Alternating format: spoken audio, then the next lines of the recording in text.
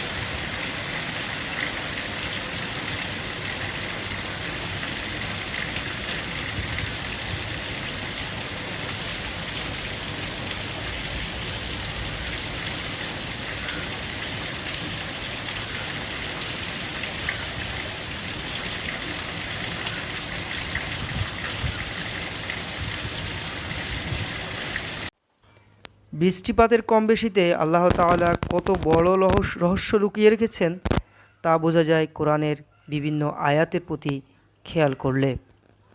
বর্ণিত হয়েছে, এবং যিনি আকাশ থেকে পরিমাণ মতো পানি বর্ষণ করেছেন, অতঃপর তা দ্বারা আমি এক ভূখণ্ডকে পুনরুজ্জীবিত করেছি।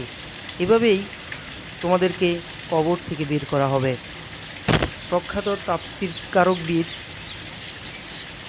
ইবনে কাসির এই আয়াতের ব্যাখ্যায় বলেছেন, তিনি আকাশ থেকে এমন পরিমাণে বৃষ্টি বর্ষণ করেন যে তা জমিনের জন্য যথেষ্ট হয়।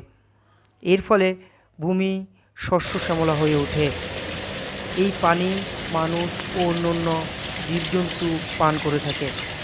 এই বৃষ্টির মাধ্যমে মৃত ও শুষ্ক জমিকে সজীব করে তোলা হয়।